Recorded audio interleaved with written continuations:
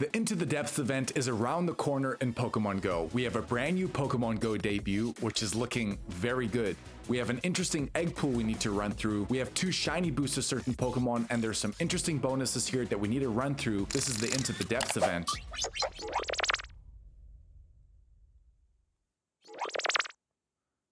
Go with us.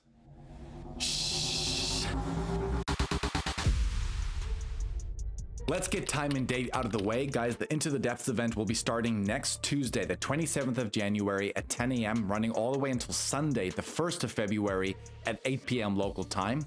But let's talk about our brand new Pokemon Go debut, Glimmet.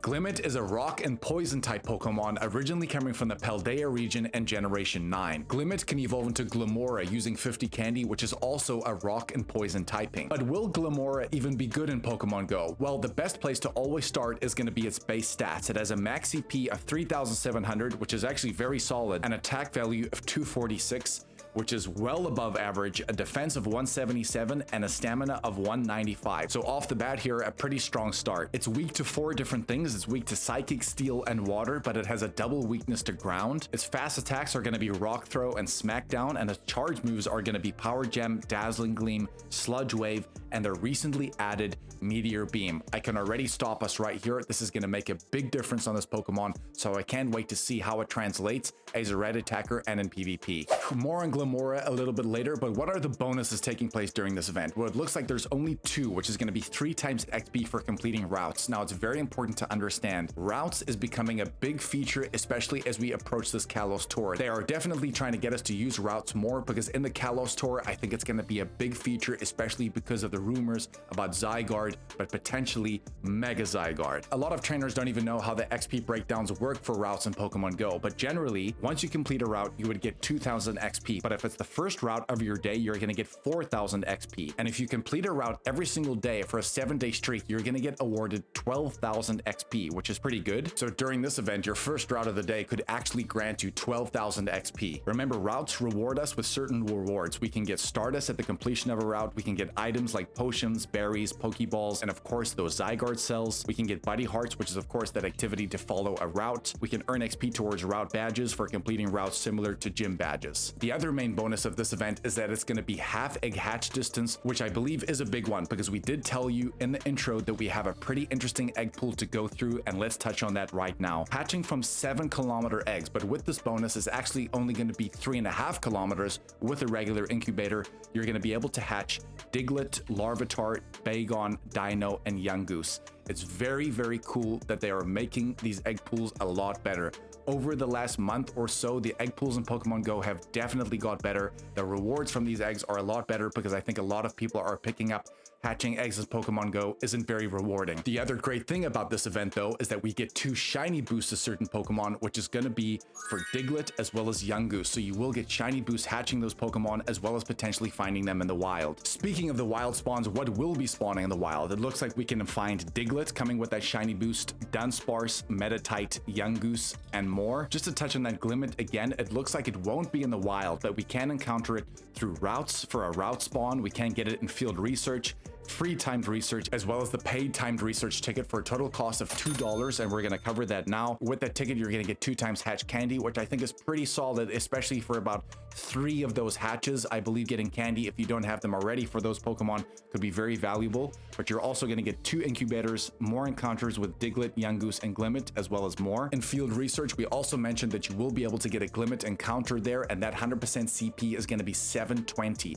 You really want to get the hundo, and we're going to show you why at the end again. If you guys are considering buying that ticket, please always consider to do it through the web store. You will be able to earn Go points on that premium track alongside getting this ticket, and if you do buy the ticket through the web store as well, for this particular purchase, you're going to get 5 Ultra Balls. Those are the main details out of the way, but before we get to the tips as well as the targets, we're just going to run through some other event details that are going on in the middle of this. First and foremost, your 5-star raids are going to begin with Tornadus Incarnate coming on the 25th. Unfortunately, this Pokemon, unless you really want the shiny, it's probably one of your worst legendary Pokemon. It's only the 36th best raid attacker. Moving on to your Mega Raids, Mega Ampharos will be coming into rotation on the 25th. Mega Ampharos is actually your 2nd best electric type Mega in the game. It's currently the 10th best electric type attacker overall, and as a dragon type, it's not ranked as highly, but because it does take on that dragon typing, great Pokemon to try and get at Mega level 3 so you can get candy as well as XL candy for the dragon and electric typing. And of course, in Shadow 5-star raids, this is your last week to raid Shadow Cresselia before it changes over in February. We're not sure as of yet what the new Shadow might be,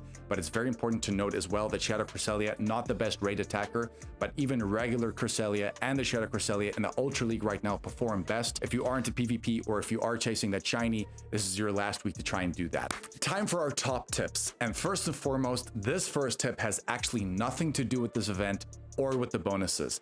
On the start of this event, on Tuesday from 6 to 7 p.m. local time, do not forget about the Spotlight Hour for Foongus. This is huge. If you guys weren't aware, Foongus is a permanently boosted Stardust Pokemon granting 500 Stardust per catch. But the bonus in this hour is going to be 2 times catch Stardust, which means every single Foongus you now catch is going to grant you 1000 Stardust per catch without the use of a star piece. With the use of a star piece as well, you're going to be getting 1500 Stardust per catch. Guys, just do the maths. If you caught about 330 Foongus in that hour, which is extremely doable, especially with Spatial Rend and Incense spawns, guys, we're talking 500,000 Stardust in 1 hour.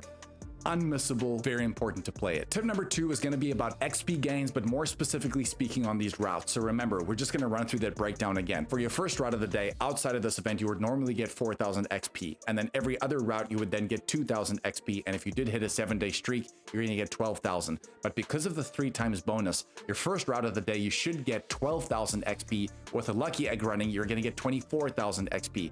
If you are a route kind of trainer, a lot of people aren't, but if you're still on the hunt for those Zygarde cells, or you're trying to get more 7-kilometer eggs from Mateo, this could be a good opportunity to try and kill a few birds with one stone. And as we know, Glimmet will be spawning on those routes as well. So from an XP point of view, not the strongest, but I do think routes during this event could reward you in more than one way. Tip number 3 has to do with egg hatching, specifically that 7-kilometer egg pool. And guys, let me just say, it's a very, very strong egg pool. You get the 2 boosted shinies, which is of course going to be the Diglett and the Yungoos, a good time to try and go after those. But the 3 other Pokemon in that 7-kilometer egg pool are very, very strong. First and foremost, you have Larvitar going into Tyranitar and eventually Mega Tyranitar. Mega Tyranitar is a S-tier Pokemon in Pokemon GO. It is currently the 3rd best rock type attacker in the game with Smackdown and Stone Edge. Remember, you will need an elite charge CM for that Smackdown, but as a dark type attacker, it is currently the best in the game with Bite and Brutal Swing.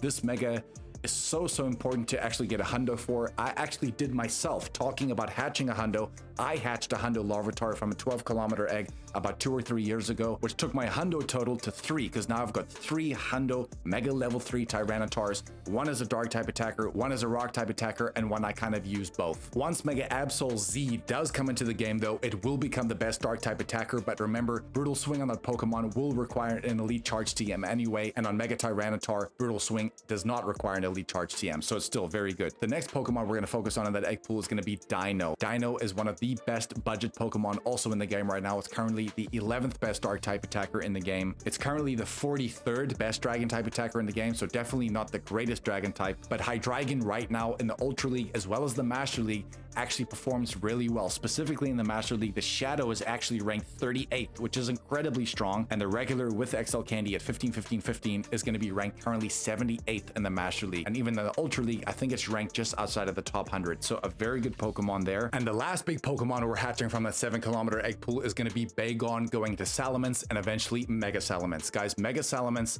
is a very, very underrated Pokemon in Pokemon GO right now. It is currently the 6th best dragon type attacker in the game with Dragon Tail and Draco Meteor, and even as a flying type, it's ranked even higher because over the last 18 months, it got access to the move Fly. So it's moving into the 3rd spot with Dragon Tail and Fly. Very, very good Pokemon. Of course, if you do have Mega Rayquaza, this will probably be a little bit less relevant, but I do have the hundo for Mega Salamence. I actually use this Pokemon a lot more than I thought I would. Tip number 4 has to do with candy gains. How do I really maximize the candy during this event? What's a little bit tricky about this event is that it's not really one type of Pokemon like Electric type or Dragon type.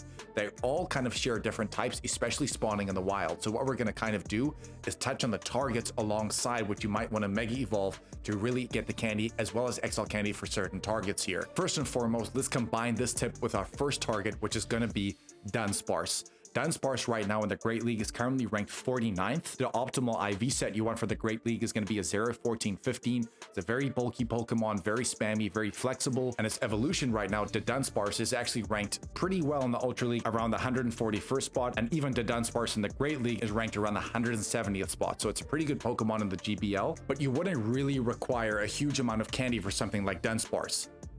Incorrect.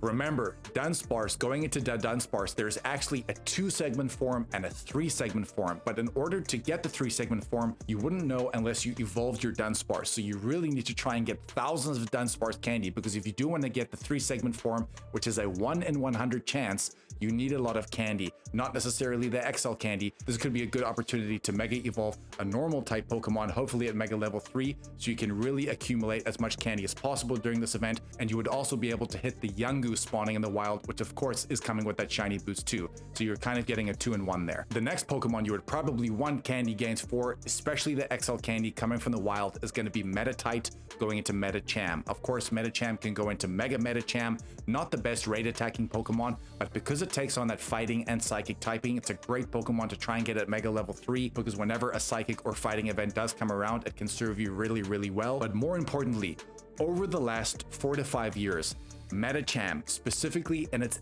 XL form in the Great League, has performed incredibly well. This season, it's not ranked that highly, but it doesn't matter. In Metacham's case, it's currently ranked in the 146th spot, but there have been times where this Pokemon has been ranked in the top 5 in the Great League with its XL form. The optimal IV set you want for that Great League is going to be about a 5, 15, 15. It's very bulky because of the XL candy. It's very spammy, flexible, and it applies a lot of shield pressure. But this is the Pokemon you want to be Mega Evolving a Mega Level 3 fighting type Pokemon, so you can really hit the candy, but more specifically the XL candy, because to max it out to level 50 is pretty expensive, especially on the Stardust side too. This is a very good example of what you would want XL candy on a Pokemon for. Tip number 5, and this kind of coincides with our main target Pokemon, which is going to be Glimmet going into Glimmora. We discussed its base stats earlier on in the video, and based off what we saw, it was looking pretty good. But let me just say, we do know immediately that as a rock type attacker, this Pokemon alongside Rhyperior are going to be your best rock type budget Pokemon in the game, because they're a lot more easily accessible than something like legendary Pokemon. But the other reason is that the rock type for raid attacking is some of the best in the game, just simply because a lot of legendaries share the flying typing. But it doesn't end there, guys. Glimmora has a Mega, which has been released in the Legends ZA game, which is going to be Mega Glimmora.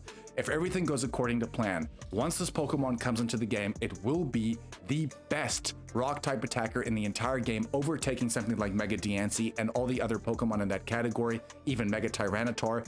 That is a big, big deal. Remember to go through your field research. Remember that 720 CP for your guaranteed hundo. Play the routes, but also Mega Level 3 your poison and rock type Pokemon so you can get the candy and XL candy for Glimmet as the event goes on, because I do believe that this Pokemon is going to serve you very well in the future. Unfortunately though, in PvP, I'm not sure with the moveset it has been given, I'm not sure it's going to perform that well. It may perform as a spice pick in certain cups, but overall, I just don't think it's going to have key wins against any of the top meta, at least right now, but that could change in the next season or with a different move update. If you guys want to see everything going on in Pokemon Go this week, please check out the video above me right now. It's really going to detail everything you really need to know in Pokemon Go. For every single week, we release an episode every single Sunday. And what we're also going to do once the video is completely edited, we will attach our full guide video for D-Max Ho-Oh Raid Weekend, which will be coming towards the end of the month, right in the middle of this event as well. Guys, really appreciate your support. Please smash that like and subscribe button, and please hit that hype button as well. It really helps us.